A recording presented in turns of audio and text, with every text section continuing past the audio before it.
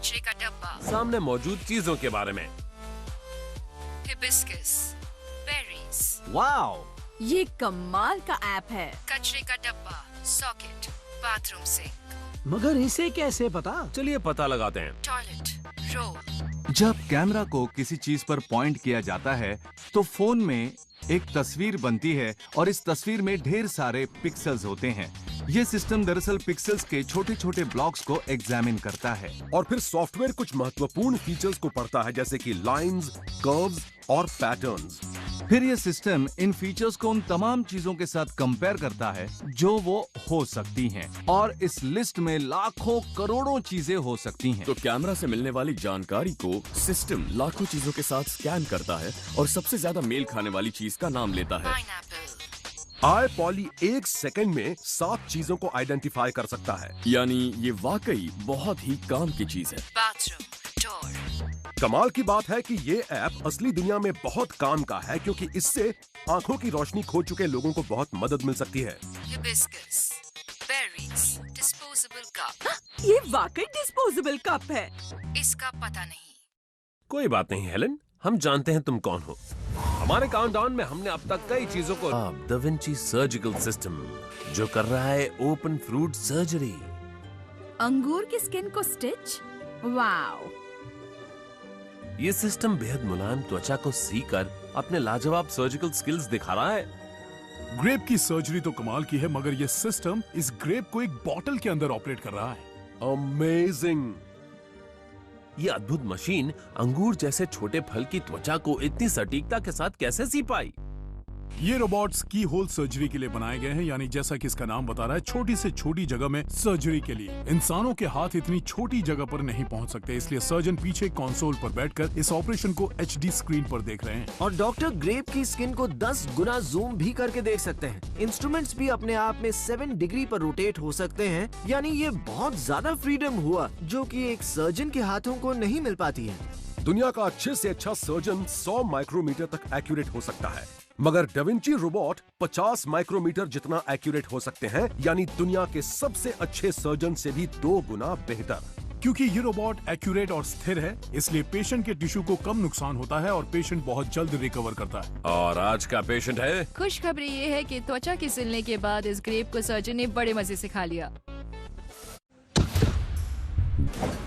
Awesome! इस लाजवाब हवा बाइक को 25 लाख लोगों ने इंटरनेट पर देखा है। ये मेरा सपना नहीं है, मेरी जरूरत है। इन लोगों ने बाइक को री इन्वेंट करके 21st सेंचुरी का बना दिया है। हम आए हैं मॉस्को इस हवा बाइक के इन्वेंटर एलेक्स एटमिनॉफ से मिलने और उनकी इस बाइक के बारे में और जानने। सबसे पहले तो यहाँ बैठते हैं एक नॉर्मल बाइक की तरह। जब आप इसका मोटर स्टार्ट करेंगे तो इसके पावर का एहसास होगा। ये बहुत शोर मचाता है, मगर स्टिक ऊपर करते ही ये ऊपर उड़ने लगता है। कुछ लोगों को यकीन नहीं होता, उन्हें लगता है कि ये फेक है, लेकिन आप इसे छू भी सकते हैं और इसे चला भी सकते हैं। तो ये रियल लाइफ हवा बाइक चलती कैसे है? इस बाइक को बनाने के लिए हवा सर्फ ने बेसिकली एक ड्रोन लिया, उसे बड़ा बनाया, उस पर सीट लगा दी और बन गई हवा बाइक। ये हवा बाइक, जिसका नाम है द स्कॉर्पियन, एक क्वाडकॉप्टर है, यानी इस पर 4 इंडिपेंडेंट रोटर्स हैं जो कि हवा को नीचे धकेलते हैं, जिससे बाइक ऊपर उठती है। ये दोनों रोटर्स अलग डायरेक्शन में स्पिन होते हैं, यानी 2 इस तरफ और 2 उस तरफ। इस तरह वो एक दूसरे के रोटेशनल मोशन को कैंसिल करते हैं ताकि बाइक हवा में इधर उधर स्पिन न करने लगे। टर्न लेने के लिए ऑपरेटर या तो क्लॉकवाइज या एंटी क्लॉकवाइज रोटर्स को स्लो करता है या स्पीड बढ़ाता है। इससे बाइक एक तरफ मुड़ती है और वो टर्न ले पाती है। आगे बढ़ने के लिए राइडर आगे की मोटर्स की स्पीड बढ़ाता है, इससे बाइक आगे की तरफ टिल्ट होती है, और जब वो ऐसा करती है तो हेलीकॉप्टर की तरह उसे ऊपर और फॉरवर्ड मोशन मिलता है, जिसकी वजह से हवा बाइक आगे की तरफ जाती है। इस बाइक को कंट्रोल करना कितना मुश्किल है? स्कॉर्पियन के डिजाइन की खासियत ये है कि इसे ऑपरेट करना बहुत ही आसान है। अगर आपको होवर बाइक चलानी हो तो आप अपने हाथ यहाँ पर रखिए और इन स्टिक्स की मदद से फ्लाई कीजिए। ये बटन टेक ऑफ के लिए है, ये ऑटोमेटिक लैंडिंग के लिए, ये आगे पीछे और लेफ्ट राइट जाने के लिए है, और ये ऊपर और नीचे। स्कॉर्पियन के प्रोपेलर्स हेलीकॉप्टर के प्रोपेलर्स की तरह काम करते हैं, यानी थियोरेटिकली स्कॉर्पियन हेलीकॉप्टर जितना ऊपर उठ सकता है। मगर ये सेफ नहीं होगा, इसलिए इसे बनाने वालों ने हाइट लिमिट रखी है, जो है 33 फुट या 10 मीटर। हम ऐसी चीजें बनाते हैं क्योंकि हम सपने देखते हैं और उन्हें हासिल करने की पूरी कोशिश करते हैं। हमें भविष्य देखना पसंद है। आई थिंक हम इस काम में माहिर।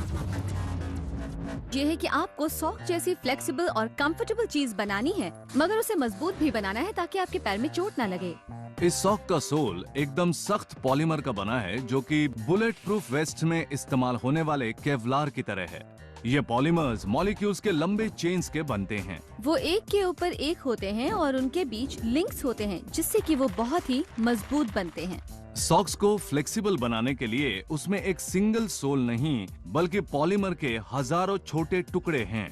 इसलिए जब सॉक्स को पहनने वाला किसी नुकीली चीज पर खड़ा होता है, तो ये चंक्स आपस में उलझकर सख्त बन जाते हैं, जिसे कांच भी नहीं चीर सकता। क्या कमाल की फुटवेयर इंजीनियरिंग है।